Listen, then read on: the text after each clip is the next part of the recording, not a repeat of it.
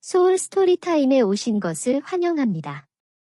오늘은 마이클 서머스의 겨울의 벚꽃을 들어보겠습니다.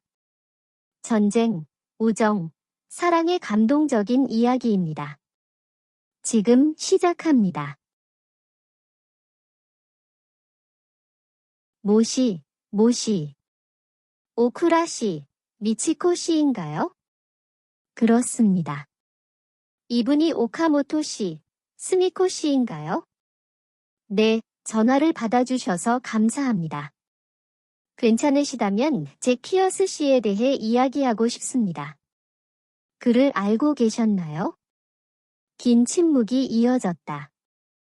왜 키어스 씨와의 관계에 대해 묻는 거야? 미치코가 말했다. 데인 챈들러 씨가 직접 설명하는 게 좋을 것 같아요. 그는 키어스 씨의 지인이에요. 귀찮게 해서 죄송합니다. 오쿠라 씨, 내가 말했다. 영어를 선호하시나요? 아니면 일본어를 선호하시나요? 영어. 그럼 제 키어스에 대한 전화를 받는 건 꽤나 놀라운 일이겠군요. 하지만 제가 설명해드리죠. 예. 1년 전 마닐라에서 잭을 만났습니다. 그는 미국 점령과 한국 전쟁 당시 일본에서의 경험에 대해 심도 있게 이야기했습니다. 전쟁 후 두 분은 연락이 끊겼다고 들었습니다. 그가 날 찾아달라고 부탁했어? 아니요. 잭은 모릅니다. 하지만 그는 당신이 함께 보낸 시간에 대해 많은 이야기를 해줬어요. 그가 1953년에 당신을 찾으려 했지만 못 찾았다는 걸 알고 계셨나요? 그는 잘 지내요? 그렇죠. 잭이 당신의 눈을 결코 잊지 못했다고 했어요. 당신의 눈이 참 예쁘다고. 미치코는 부드럽게 낄낄거렸다. 그는 정말 아름다운 눈을 가졌어요. 저는 그것을 잘 기억해요. 그는 결혼했거나 아이가 있었나요? 아니요. 하지만 그는 외롭지는 않았지만 즐겁고 모험적인 삶을 살았어요. 외로운? 네, 오쿠라 씨, 당신이 그의 유일한 진정한 사랑이라고 믿습니다. 오쿠라 씨, 제가 가마쿠라로 가서 직접 만나는 게 가능할까요? 다시 긴 침묵이 흐르고 속삭임이 들렸다. 네, 챈들러 씨, 만나 뵙고 싶습니다. 감사합니다. 오쿠라 씨, 다시 한번 방해드려 죄송합니다. 주소를 알고 있으니 내일 오후에 괜찮을까요? 그렇습니다. 그때 뵙겠습니다. 다음 날 오후 1시에 도쿄역을 출발하여 가마쿠라로 이동했습니다. 역에서 택시를 타고 스루가오카로 이동했습니다. 하츠만구 신사입구로 들어간 후 좁은 골목길을 따라 내려가면 깔끔하게 다듬어진 정원으로 둘러싸인 기이한 일본식 주택에 도착합니다. 머리를 롤빵으로 묶은 매력적인 나이든 여성이 문을 열었다.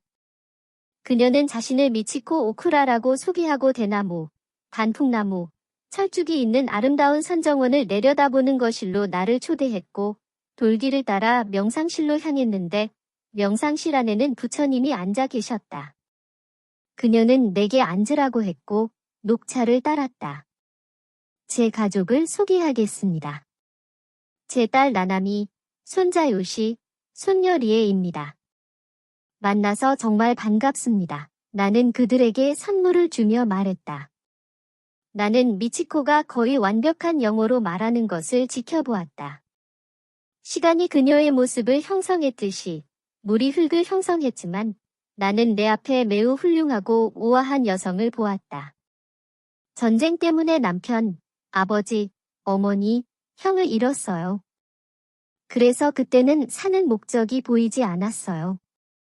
그리고 그녀가 말하는 동안 나는 그녀를 보았습니다. 아름다운 젊은 여성이 행복을 찾기 위해 도쿄로 가는 기차에 오르는 모습이었습니다. 저는 댄스홀에서 파트타임으로 일했습니다. 잭과 저는 그곳에서 만났습니다. 우리는 춤을 추었고 저는 그렇게 강력한 사랑을 느껴본 적이 없었습니다. 그가 후지산 근처에서 훈련을 마치고 돌아온 후 우리는 캠프 드레이크 외곽의 시골에 있는 작은 집으로 이사했습니다. 우리 둘 다 너무나 사랑에 빠졌습니다. 그리고 그녀의 기억과 함께 과거가 내 앞에 번쩍였다. 미치코는 비에 떨며 동문에서 기다리고 젖어가며 잭을 찾기를 바랐다. 니코의 산간 마을에서 아름다운 기모노를 입고 신교 다리에 휘어진 붉은 활 옆에서 잭을 위해 포즈를 취했다. 잭이 팔에 안겨 흐느끼며 그녀의 사춘기의 평평한 풍경을 바라보며 그녀의 부모를 데려간 도쿄의 방화에 대해 이야기했다. 그리고 전쟁이 시작되었고 잭은 한국으로 떠났습니다. 라고 그녀는 말했다. 그가 돌아왔을 때 무슨 일이 일어났나요? 내가 그녀에게 물었습니다. 그는 나를 보고 얼굴이 밝아졌어요. 내 심장은 행복으로 터질 것 같았어요. 그러고 나서 우리는 캠프 드레이크에 있는 우리 집으로 돌아와서 다시 일상으로 돌아갔어요. 그리고 그 다음에는요, 내가 그녀에게 물었습니다. 어느 날 밤, 잭이 끔찍한 열병에 걸린 것처럼 침대에서 통제할 수 없이 떨던 게 기억납니다. 저는 그가 아픈지 물었고 그를 위로하려고 했습니다. 그는 선장이 자살한 끔찍한 순간과 그의 얼굴에 나타난 슬픔의 표정을 잊을 수 없다고 말했습니다. 그가 자살하기 전에 그를 도우려고 노력했어요. 잭이 말하곤 했습니다. 하지만 저는 잭을 어떻게 도울지 몰랐습니다. 그는 특히 밤에 술을 너무 많이 마시기 시작했고 점점 더 괴로워했습니다. 그런 다음 하나미 벚꽃 축제 때 큰 사건이 일어났어요. 처음에는 미친 듯이 거의 폭력적으로 행동했고 그게 무서웠어요. 하지만 그는 상황을 파악하는데 시간이 필요하다고 말했어요. 그리고 마침내 일주일 후에 그는 미국으로 돌아왔어요. 그리고 당신은 그를 다시 보지 못했어요? 미치코는 울기 시작했고 그녀의 딸 나나미도 울기 시작했습니다. 두 사람은 계속 울고 또 울었습니다. 하파에서 태어난 아이의 크림색 피부를 물려받았습니다. 미치코는 테이블 위에 나무 상자를 놓고 그것을 열었다. 임신 사실을 알게 된 후 저는 누나와 조부모님과 함께 살기 위해 카쿠노다테로 돌아갔습니다. 잭에게 여러 통의 편지를 보냈지만 그는 답장을 하지 않았고 다른 많은 사람들과 마찬가지로 저도 버림받은 기분이었습니다. 그러다 1953년 1월에 나나미가 태어났습니다. 카쿠노다테에 얼마나 머물렀나요? 내가 그녀에게 물었다. 딸이 태어난 직후 저는 독립하고 싶어서 키미코와 함께 가마쿠라로 이사해서 와시 가게를 열었습니다. 할머니와 할아버지가 몇 달 동안 도와주러 오셨습니다. 키미코는 할아버지가 돌아가실 때까지 저와 함께 가게를 운영하다가 어머니를 따라 가쿠노다테로 돌아왔습니다. 1985년에 집을 팔았을 때 키미코는 할아버지의 옷장에서 이 상자를 발견했습니다. 나는 나무 상자를 열고 잭이 쓴 편지를 꺼냈다. 1952년 날짜가 찍힌 편지. 워싱턴주 포크스와 알래스카주 시트카의 벌목 캠프에서 온 편지 여러 통. 그런 다음 1953년 날짜가 찍힌 편지. 티베트에서 온 편지와 카쿠노다테를 포함한 일본에서 온 편지 여러 통. 그 다음 1954년에서 1956년 날짜가 찍힌 편지. 샌프란시스코와 노스캐롤라이나주 포트브레그. 그런 다음 파나마, 이탈리아, 독일, 홍콩, 대만, 오키나와, 그리고 1967년, 68년, 69년에는 베트남. 필리핀 수빅만에서 온 편지. 1970년 7월 날짜가 찍힌 마지막 편지. 이 신발 상자를 받았을 때 며칠 동안 울었습니다. 잭은 저에게 연락해달라고 간청했고 편지에서 용서를 구했으며 저를 찾기 위해 일본으로 돌아왔다고 설명했습니다. 그는 어떻게 수색을 했고 가쿠노다테에 있는 제 집으로 돌아와서 공통의 친구들을 찾았지만 저는 사라졌다고 설명했습니다. 하지만 놀랍게도 제 할머니와 할아버지는 그가 1953년에 제 고향으로 돌아왔을 때 가마쿠라에 계셨습니다. 이거 믿을 수 없군요. 내가 편지를 넘기며 말했다. 할아버지, 할머니가 당신에게 이 편지를 숨긴 이유가 있나요? 이유는 모르겠지만 몇 년 동안 괴로워요. 할아버지가 저를 떠난 후 잭을 믿지 않으셨고, 제가 일본을 떠나 미국으로 갈 것이라고 믿으셨고, 전쟁 중에 많은 것을 잃은 후 손녀와 증손자만 그리워하실까 봐 걱정하셨던 것 같아요. 제가 생각할 수 있는 건 그게 전부예요. 하지만 할머니는 이 편지에 대해 전혀 모르셨을 거라고 확신해요. 나나미는 눈물을 닦았다. 저는 몇 년 동안 아버지를 찾으려고 노력했지만 그에 대한 어떤 것도 알아낼 수 없었습니다. 당신의 아버지는 육군 특수부대에서 은퇴한 후 CIA 요원이 되었습니다. 정부는 그의 신원을 보호했을 것이고 그는 80년대 중반에 어디에 있었을 수도 있습니다. 나는 가방에서 가죽 스케치북을 꺼냈다. 오쿠라 씨, 잭이 이 스케치북을 주셨어요. 안에 당신의 그림이 많이 있어요. 1950년 6월에 가마쿠라에서 쓴 편지도 있어요. 이 편지에서 그는 당신을 부모님에게 소개했어요. 당신과 딸이 이걸 가져가셨으면 좋겠어요. 미치코는 스케치북을 손에 쥐고 가슴으로 가져갔다. 저는 아직도 생생히 기억해요. 그녀가 말했다. 그가 이 책에 그림을 그렸어요. 나나미는 가능하다면 아버지를 만나보고 싶어요. 라고 말했다.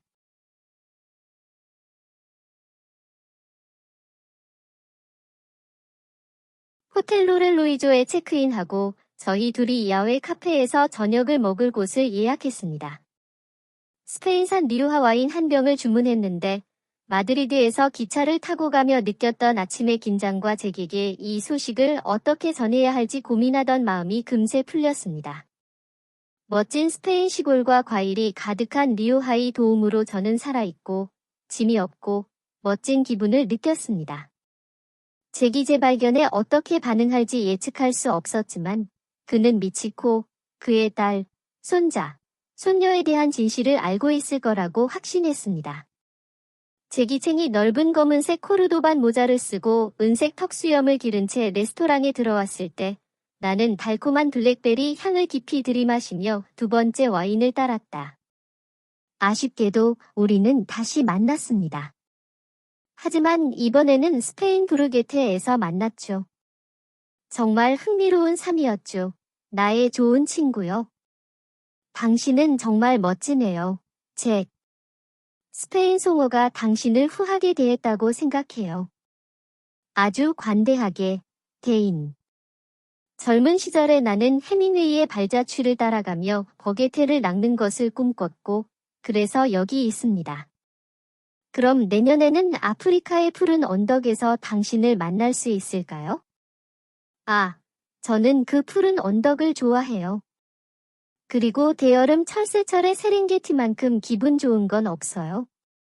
하지만 대인, 저는 마닐라에 오래 머물 수 없어요. 매년 저는 그 혼란에서 벗어나 휴식을 취하고 세상을 제 굴로 섬거든요. 그리고 내일은 이라티강에서 낚시를 할 거예요. 대인, 당신은 아마도 이 낚시 모험에 대한 이야기를 쓸 거예요. 위대한 미국 소설가에 대한 헌사죠. 알아보도록 하죠. 하지만 잭, 중요한 소식이 있다고 했잖아요. 이 아름다운 베트남 여성에게 청혼했다고 말해주세요. 하지만 먼저 담배 한 대 피워야겠어요. 잭은 가슴 주머니에서 낙타 한 무리를 꺼내 성냥을 켜고 같은 주머니에서 한 줌의 손수 만든 파리를 꺼냈다. 큰 소식이 들리면 내일 한 개를 잡을 수 있도록 각 파리의 비밀을 알려줄게. 잭, 미치코가 살아있어. 내가 전하려고 온 소식이야. 그리고 당신은 아빠야? 당신 딸의 이름은 나남이고 손주가 둘 있는데 유시와 리에야. 잭이 나를 응시하며 눈을 크게 뜨고 사나워 보였다. 그가 주먹으로 나를 때릴지 모르겠다. 뭐? 어떻게 그렇게 말할 수 있어, 대인? 검색해봤는데 아무것도 없었어. 20년 가까이 편지를 보냈는데 아무것도 없었어. 이거 확실해, 대인? 저는 확신합니다. 저는 미치코와 당신의 딸을 만났습니다. 왜 그녀를 찾을 거라고 나한테 말하지 않았어? 일본에서의 당신의 이야기에는 미결사항이 있었고, 저는 그 틈을 메워야 했습니다. 하지만 정말로 저는 그것이 아무것도 나오지 않을 것이라고 기대했습니다. 그러니까 그녀는 단순한 꿈이 아니군요. 아니요, 미치코는 아주 건강하고 살아있습니다. 그리고 당신은 그녀에게 내 행방을 말했어요? 그렇습니다. 그들은 분명 당신을 만나고 싶어 합니다. 그럼 나는 즉시 떠나야 해. 그녀를 어디서 찾을 수 있을까? 가마쿠라. 소울 스토리타임을 시청해주셔서 감사합니다. 오늘의 이야기가 마음에 드셨다면 좋아요와 구독을 눌러주세요. 매주 별표 월요일, 수요일, 목요일, 토요일 별표의 새로운 이야기로 찾아뵙겠습니다. 다음 이야기까지 행복한 시간 보내세요. 그럼 안녕.